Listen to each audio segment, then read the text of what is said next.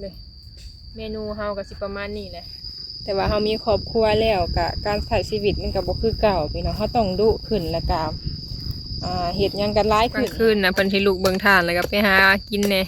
โดยสบายดีเด้อพ่อแม่พี่น้องเบิดสุขสุขคนเด้อมาพบพ่อกับน้องลาตีเด้อพี่น้องพบพ่ออยู่เตาถ่านอีกแล้วมื้อนี้บรรยากาศยามเช้าพี่น้องมื้อนี้พอดีได้แนวกินอีกแล้วเนาะเพิ่นหวานแฮเมื่อคืนนี่ไอ้เก่งเพิ่นหวานประมาณช่วงตอนดึกนั่นแหละเพราะว่าเฮาผัดนอนพี่น้องเพิ่นบอกว่าให้นอนถ่าเด้อว่า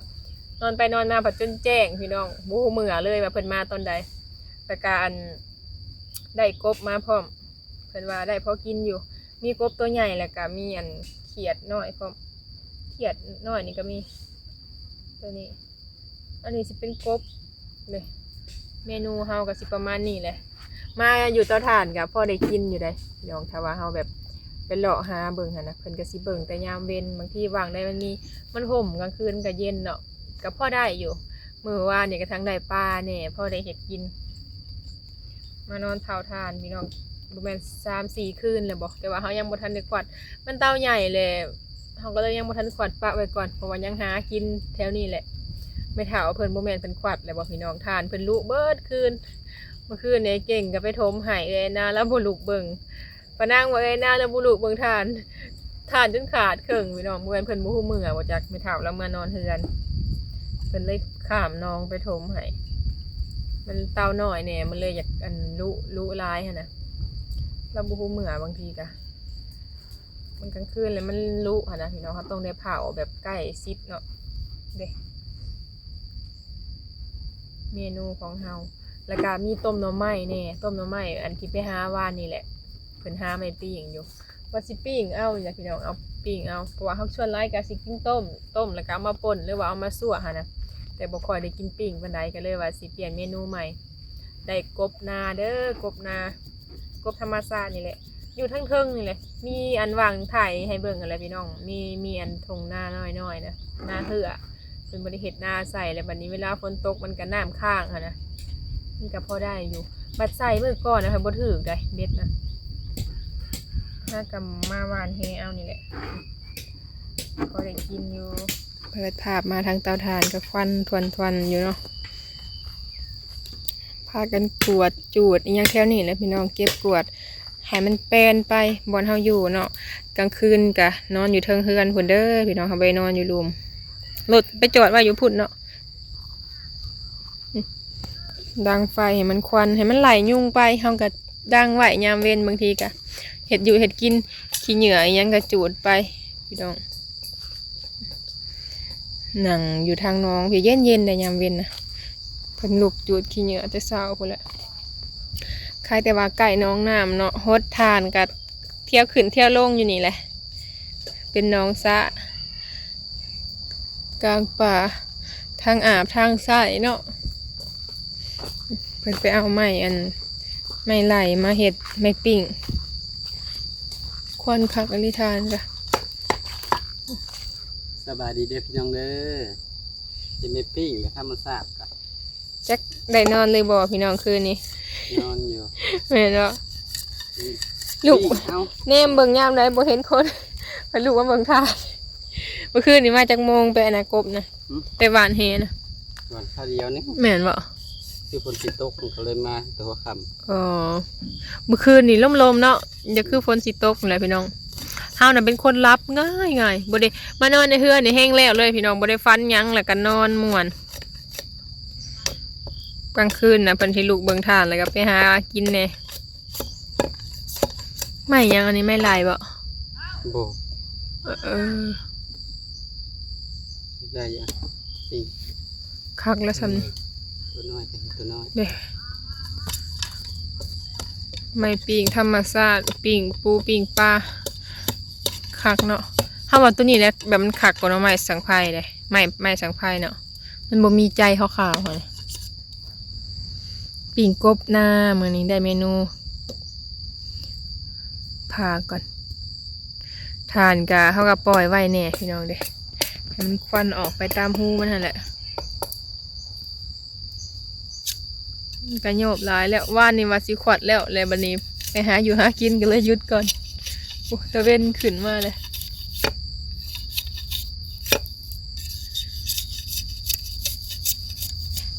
จะสิเฮ็ด2 อันบ่ เผื่อไว้ ได้ อันหนึงเด้อ เด้พอดี2 อัน แปลงไว้บนพันห้องไม้พันอะไร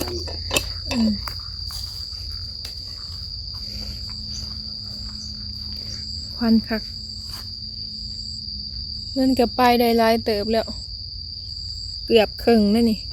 อันนี้ก็สิเป็นปากจูดมันนี่คือสีแดดออกแล้ว ได้เมนูกบเด้อมื้อนี้ไปเบิ่งมีตัวใหญ่พร้อมกบตัวหนึ่งนะใหญ่แล้วก็มีกบน้อยมันถึงแฮเบิดเลยบ่หรือว่าการนำ ก็นะเกี่ยว การเนี่ยเนาะ กดคือแห้ง หลายเติบตัวใหญ่ๆตัวนี้กบโอ้ตัวบักใหญ่นะแล้วก็มีตัวน้อยอีกปิ่งเฮาปิ่งนี่เฮาก็ล้นไผ่บ่ บล้น โอ้ ปิ้งอะไรไม่แต่ครัวซื่อ ปิ่งตัวใหญ่ ตัวน้อยก็ปิ่งคือกันล้นแหละ อาจจะตัว ตามใจจะเลย ไปได้ก็ได้ เอากบ2 ตัว เท่านั้นกินแต่ขาก็ยังพอแล้ว เอาแต่กบ2 ตัวเนาะ แมน ตัวน้อยก็มีกบ แล้วตัวน้อยกับตัวใหญ่ก็พอแล้ว เด้อสิไปหาครัว ปิ่งกบปันนี้มันพี่ครัวกบปิ่งก่อน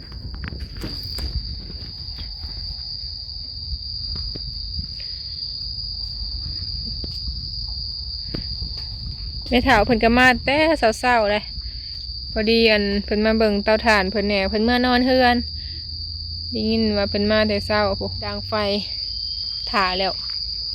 สิมีถ่านนี่ปิ่งเอาสั่วอีกยังการร้ายเถื่อเลยก็เลยเปลี่ยนเมนูใหม่เนี่ยบรรยากาศ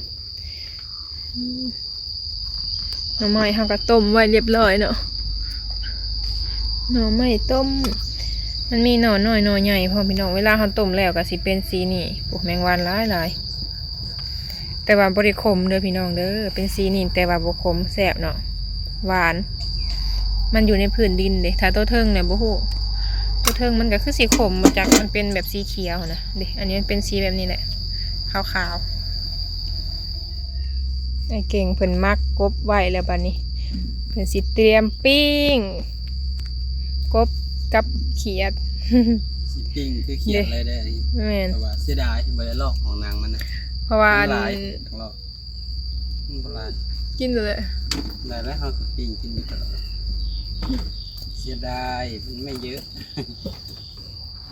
เฮาบ่ค่อยได้เอานางมันออกดอกมีแต่กินแบบนี้เลยบ้านเฮา เนี่ยเห็นยังกินคือกันกับเมียคือกัน บ่ค่อยมีปานใด เพิ่นยัดปัวเพิ่นลอกเลย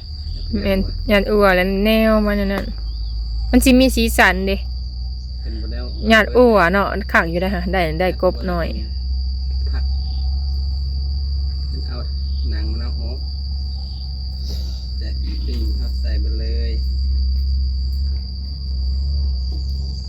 มักอยู่แต่ตัวเดียวเด้อกบ เออ ารมณ์น้ำ แม่นแหละ ตัวใหญ่ ปิ่งตัวหนึ่งเขาแหละมีของข้าวแล้วกับแมงวันมาแล้วก็สิมีเขียดแหน่เฮาเห็ด2ปิ้งเมนูบ้านๆเฮาปิ้งกบ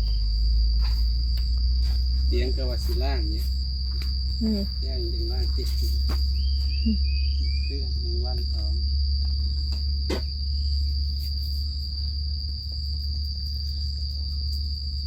มีผักกันจ้องกันย่างอยู่ปิ้งกินกับแซ่บเลยพี่น้องปิ้งป่นใส่กับปลาว่านี่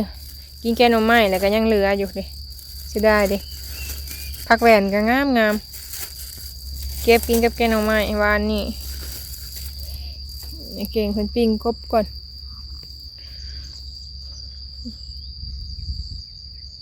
พอเดี๋ยวมีห่มอยู่ในนี่แหละห่มต้นน้ำคลอง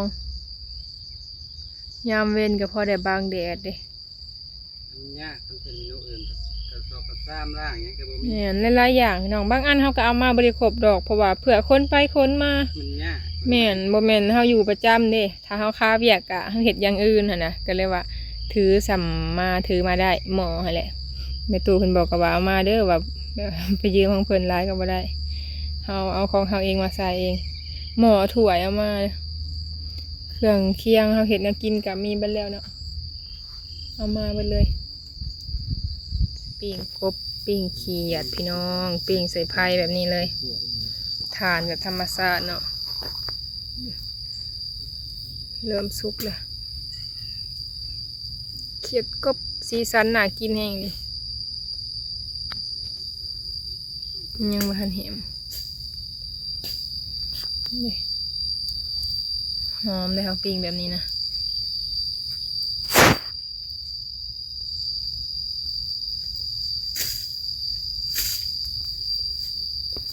ดังไว้ที่ซื้อตัวนะ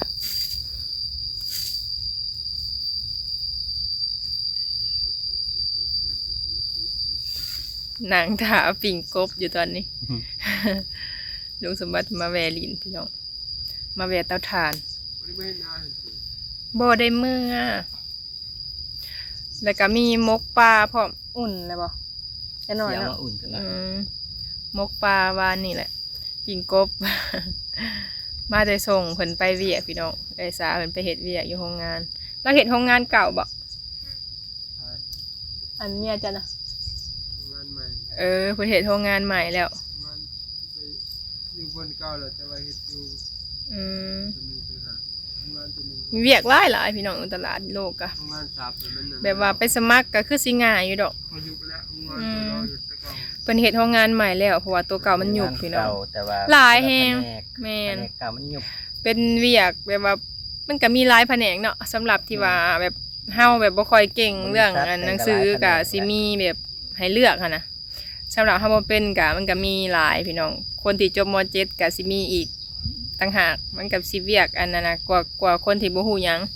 แต่บ่ได้สาเพิ่นก็ยังได้เฮ็ดเนาะเพิ่นก็บ่ได้เป็นได้พี่น้องแต่ว่าเพิ่นได้เฮ็ดว่าบ่แม่นเกือบปีเลยบ่เนาะ กว่า ปีปลายแหละพี่น้อง เพิ่นยังเฮ็ดได้เนาะเราเองบ่ได้เป็นหยังเลยเราบ่ได้ฮู้หยังนี่ก็เฮ็ดได้เพราะแต่เฮาดุเนาะดุมันกับเพิ่นก็เอ้า ไปกับลื่นกันเบิด แม่ ม่วนเนี่ย หลายเนาะเต็มเลยพี่น้อง แต่ว่าก็หมักคนละแบบหมักบ่ได้ก็เฮ็ดแบบนั้นเวียกก็พอได้แต่ละมื้อเพิ่นก็เที่ยวไปส่งกัน มันเป็น3หลัง อ๋อ3 แต่มัน หลัง สิมีหลังใดหลังหนึ่งเป็นยุบ หยุบแล้วก็ไปเฮ็ดวางไม้เนาะมันก็ หลัง เปลี่ยน กั เวีย บ ก บริษัทเดียวเลยต่อกันฮะ อืม คนละแผนก บรรยากาศอยู่ทางนี้พี่น้องปิ้งกบอยู่ถาปิ้งกบซุกผู้นแหละจังสิกินข้าวเนาะทางนี้ก็เพิ่นยังบ่ทันได้กล้องประบนเพิ่นก็พื้นยังบ่พอเพิ่นว่าอันนี้เป็นเตาของน้องประบนเพิ่นมาเผาแบบพอได้ดังแหน่แล้วก็คล้ายแหน่ถ้าได้หลายหั้นนะพี่น้อง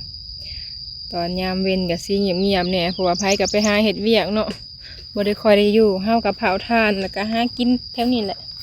วางใกล้ๆหั่นนะเด้ น้องน้ำมันวางที่เพิ่นมาขวางแฮกะสิอยู่นี่แหละถ้าฝนตกเลยกะน้ำกะสิย่างประมาณนี้นี่พอได้กินอยู่ถ้าว่าเฮาหาแบบได้นะพี่น้องถ้ายามที่ว่าบ่ได้กะมีคือกันเนาะ บ่แม่นว่าได้ตลอดได้แต่ว่าตอนที่บ่ได้กะเฮาก็บ่ได้ถ่ายให้เบิ่งพี่น้องมันก็สิบ่โอเคแบบเวลาเราเฮ็ดคลิปหั้นน่ะเฮาหากินหาอยู่กะ แบบต้นได้อะไรจังเฮ็ดให้เบิ้งพี่น้องถ้าว่าบ่ได้เลยมันก็สิบ่โอเคแบบมันก็โพดเนาะ สิลงไปแบบบ่ได้หยังหั่นนะกะตอนหาได้นี่แหละสิถ่ายลงให้เบิ้งพี่น้องบรรยากาศการหาอยู่หากินวิถีชีวิตของเฮาเนาะหาอยู่หากินบ่ได้กับไปหาแนวใหม่พี่น้องก็เปลี่ยนแนวหาไปเด้หวานแฮ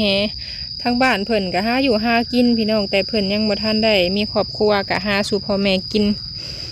มันก็แต่ละคนก็อาจจะบ่คือกันเนาะวัยรุ่นบางคนพี่น้องซ้ำเพิ่นก็สิลิ้นเนาะหลายคนพี่น้องแต่ว่าสำหรับเพิ่นก็หาอยู่หากินก็มีอยู่ดอกแต่มันก็บ่ได้ทุกมื้อหันนะหมู่คู่ก็ชวนไปแต่บางทีก็เฮามักแบบการหาอยู่หากินก็บ่ได้ไปหันนะก็บ่ได้ติดพี่น้องบางคนวัยรุ่นก็มักไปลิ้นไปเที่ยวเนาะ เพิ่นอยู่บ้านเพิ่นก็สิไปหาใส่ลันแล้วก็ไปหาใส่เบ็ดตามเซ ตามป่าพืออย่างอะไรพี่น้องพอได้บางทีก็ให้แม่เพิ่นไปขายให้ก็พอได้ซื้อกินในครอบครัวเนาะก็พอได้เก็บแหน่เล็กๆน้อยๆอยู่บ้านก็ประมาณนี้แต่ว่าเรามีครอบครัวแล้วก็การใช้ชีวิตมันก็บ่คือเก่าพี่น้องเราต้องดุขึ้นแล้วก็เฮ็ดหยังกันหลายขึ้นหั้นนะถ้าว่าเราสิเฮ็ดแบบคือตอนยังโสดก็บ่ได้พี่น้อง FC เพิ่นถามว่า ตอนยังอันโสดยังอันนั้นน่ะคืออันนั้นแท้ว่ะคืออันขาวคือใสแบบว่าหน้าตาก็สิงามหั้นนะพี่น้องมันก็บ่คือกันกับตอนนั้นเนาะเพราะว่าเฮาก็อยากหาแบบบ่ได้หยุดเลยก็คือเห็นนั่นแหละแต่ละมื้อแบบพากันไปหาอยู่หากินหั่นน่ะถ้าว่าเฮาสิบ่หามันก็บ่ได้กินพี่น้องมันอยู่นำกันเลยเด้หลายคนเฮาต้องดูมันขึ้นกว่าเก่าการแบบสวยงามมันก็บ่ได้อยู่นำเฮาคงที่เนาะเวลาเฮาแก่โตไปมันก็สิบ่คือเก่าพี่น้องต่อให้งามส่ำใดก็มีแบบจุดที่บ่งามอยู่ดี ก็เลยว่าบ่คิดเรื่องนั้นเฮาก็บ่ได้คิดหยังหลายพี่น้องธรรมดาขอแต่ดูมันหากินแล้วก็กลุ่มครอบครัวตัวเองก็ดีใจแล้วเนาะเพิ่นฮดเรียบร้อยเลยเพิ่นฮดแต่เช้านี่เตานี่เพิ่นจัดการเองเลยนะพี่น้องเตานี่ ส่วนหน่อยน้องละตีกะส่วนหลายก็ฮดนั่นแหละเพิ่นสิแบบว่าลูกมาเบิ่งอีหยังแหละกลางคืนกะเมื่อนี้นั้นปล่อยแห้งหน่อยหนึ่งให้ไผ่มันไปเพราะว่าบ่มีผู้อยู่ได้ยามเวียนเพิ่นไปตัดไม้ถ้ามีคนอยู่เฮาก็สิอาดไว้ย่านมันควันถือเพิ่นพี่น้องเฮาก็เบิ่งทานเฮาไปแต่ละมื้อย่านมันรู้เด้แล้วก็กินข้าวอยู่พี่แหละมื้อนี้ก็สิมื้อหาแม่ตู้อยู่พี่น้องซื้อน้ำเมื่อให้เพิ่นมันอากาศร้อนเด้โอ้ทางพุ่นกะเพิ่นปิ้งควันทนๆอยู่ เพิ่นมาแต่ไปส่งไอ้สาไปเวียกโรงงานใหม่ได้เดือนเท่าไรเกาะ ก็ทำกัน สำคัญก็ดีแล้วเนาะโอ้หอดจักโมง โอ้โห7 โมง 7 โมงผักแล้วจ้ะก็ดีกว่าเฮาอันบ่เฮ็ดเนาะโอ้7 โมงหนึ่งพี่น้องก็พอเฮ็ดแหละไปเอามาก็มีรถเที่ยวก็หลายคันเนาะมันก็บริยาน ได้เที่ยว แบบว่าไปเอาไปหับตอนแรงกะตอนแรกก็ไปหับมาเนาะ เนี่ย อืม ไปเช้าไปส่ง ได้เดือนจำเก่าพี่ ป น้อง ระมาณ6 โมงครึ่งก็เข้า เอ ไปครั อบ เพิ่นหับคนหลายอยู่บ่ บ่นะครับคนเลยนี่ เพิ่นปิดแล้ว เพราะว่าคนอยู่โรงงานหนึ่งไปอยู่คนอยู่โรงงาน3เขาไปอยู่โรงงานหนึ่ง โอ้แบบว่าตัวหนึ่งปิดแล้วเพิ่นก็เข้ามาเฮ็ดตัวนี้เนาะ ต่อมาก็เขาเจ้าก็แยกไปโรงงานตุ๊กตาเลย อืม โรงงานของเงินเซลลี่เฮ็ดเนี่ย มีโรงงานหลายเนาะอยู่หั่นเนาะ เป็นแบบว่า เป็นของโรงงานจีนเหมือนกัน เอ เนี่ย อ โรงงานตุ๊กตา โรงงานจีน เป็นของจีนเพื่อน มันก็ต้องมีโอพี่น้องถ้าเฮาบ่โอมันก็ได้เงินหน่อยเนาะได้เงินเดือนหน่อย โอ้สำนั่นน่ะพอแล้วพอเฮ็ดเลยมันก็เฮ็ดให้เฮาได้เงินเพิ่มขึ้นเนาะได้เงินหลายพี่น้องเฮ็ดโรงงานก็ได้เงินเป็นก้อนถ้าว่าเฮาบ่มีหนี้หยังก็เนาะแต่ว่าอันนี้เพิ่นก็จ่ายค่ารถพี่น้องนี่ ค่ารถ เที่ยวไปหับไปส่งกัน คันตกเฉลี่ยเป็นเงินไทยก็เดือนหนึงก็จะตกอยู่ประมาณราวๆ 3,000นี่แหละ โอ้เดือนละ 3,000 ปลายโหจักเนาะ เนี่ย อืม เพราะว่า จ่ายค่ารถเดือนละ 3,000 ปลายพี่ เพ น้อง ราะว่าคิดเอาเนาะพ่อพี่น้องว่าเดือนหนึงมันตกอยู่1,641,000 ล้าน6แสนแม่นเลย ตกอยู่ 3,000 กว่าบาท จ่ายแต่ละเดือนพี่น้องพอได้มีรถไปเวียก แล้วหนีผู้แล้วจังมีเงินเก็บเงินใส่พี่น้องเฮาก็ใส่หนีเนาะมันก็เปลืองเวิร์ดไปหั่นแหละแต่เฮาก็ยังมีแบบรถขี่หั้นนะก็ดีกว่าเฮาหาแต่บ่มีหยังเลยก็บ่ได้เนาะพี่น้องจังใดคลิปนี้ก็น้องลาตีก็สิขอจบคลิปเด้อเนาะถ้าพบพ่อคลิปหน้าพี่น้องโดยคลิปนี้ลาไปก่อนเนาะขอกล่าวคำว่าสบายดี